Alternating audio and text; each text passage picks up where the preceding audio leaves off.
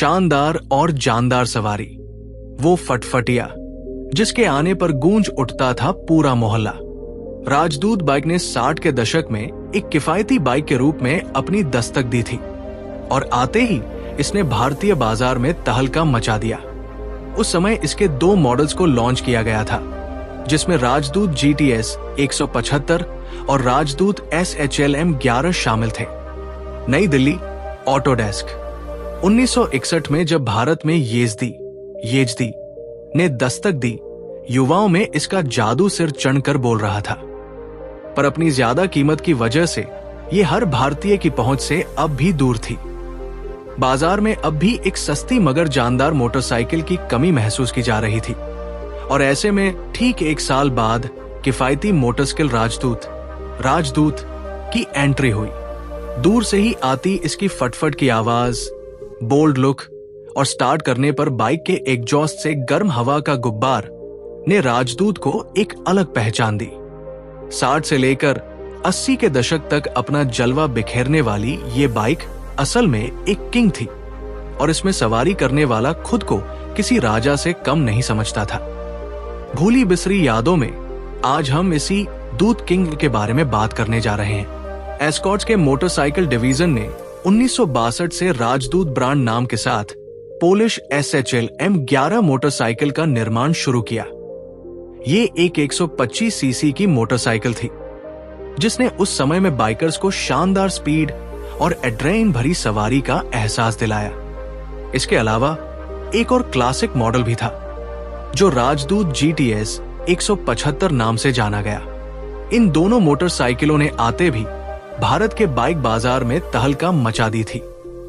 हालांकि इसके आने के पीछे भी एक दिलचस्प कहानी है। कहा जाता है कि द्वितीय विश्व युद्ध में जर्मनी के हारने के बाद युद्ध क्षतिपूर्ति और मुआवजे के रूप में जर्मनी को अन्य देशों को RT 125 के डिजाइन का लाइसेंस देना पड़ा। इसमें भारत भी था और इस तरह से राजदूत ने देश में दस्तक दी। अपने नाम की तरह ही राजदूत एक असली किंग भी थी। 60 से 70 के दशक तक केवल रॉयल एनफील्ड बुलेट और जावा मोटरसाइकिल्स ही भारतीय ऑटो बाजार में थी और हमारे पास ऐसी कोई मोटरसाइकिल नहीं थी जो 250 सीसी सेगमेंट में आ सके। ऐसे में राजदूत ने लोगों को स्पीड से परिचय करवाया। इसकी स्टाइल और स्टेबिलिटी, कम रखरखाव और बिना किसी ज्यादा खर्च के लंबा जीवन ग्राहकों को खूब पसंद आ रहा था। इसके अलावा इसकी ऑफ-रोड राइडिंग क्षमता ने इसे लोगों के बीच खूब लोकप्रिय बना दिया था। उस समय राजदूत किसी स्टेटस सिंबल की तरह बन गया था और इसे खरीदना किसी सपने के साकार होने जैसा था। एक समय ऐसा भी आया था जब राजदूत की चमक फीकी पड़ने लगी थी और एनफील्ड सिल्वर प्लस, मोपेड और काइनेटिक स्पार्क ने बाजार में अपना कब्जा जमा लिया था। ऐसे में राजदूत को साथ मिला बॉलीवुड के सुपरस्टार धर्मेंद्र पाजी का। धर्मेंद्र ने राजदूत के लिए एक विज्ञापन किया जिसकी लाइन थी, शानदार सवारी, जानदार सवारी। उस समय धर्मेंद्र की इमेज किसी मैचो मैन की तरह थी और उनका राजदूत में बैठना एक जबरदस्त हिट रहा। राजदूत की बिक्री में जबरदस्त उछाल देखा गया और इसे खरीदना किसी पावर को हाथ में लेने के समान समझा जाने लगा। रही ही कसर बॉबी फिल्म ने कर दी। 1973 में ऋषि कपूर द्वारा बॉबी फिल्म में इसका इस्तेमाल करने के बाद राजदूत GTS 175 प्रसिद्ध हो गया। फिल्म के बाद इस बाइक का नाम भी बॉबी रखा दिया गया और उस समय के बाद ये नव युवकों द्वारा पसंद की जाने लगी। जैसे कि हर बाइक का दौर एक दिन खत्म होता है, राजदूत की उम्र भी 90 के दशक में ढलने लगी। कहा जाता है कि इसकी सबसे बड़ी राइवल हीरो होंडा CD 100 रही थी, जिसे 1985 में लॉन्च किया गया था।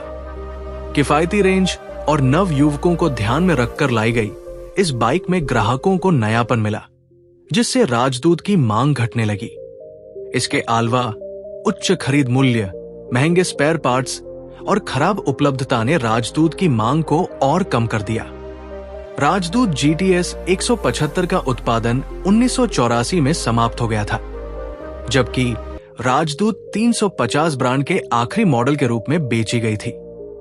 भारत में इसका उत्पादन 1990 में समाप्त किया गया और अंतिम बाइक्स को 1991 में बेचे जाने की सूचना मिली थी। भले ही आज राजदूत का दौर खत्म हो गया है और आज ये सिर्फ एक विंटेज बाइक के रूप में ही नजर आती है, पर असल मायनों में ये भारत की असली रोड किंग थी, जिसने आम जनता की जरूरतों को समझा था और अपनी फटफट वाली आवाज के साथ लोगों के दिल, मन और यादों में हमेशा के लिए बस गई।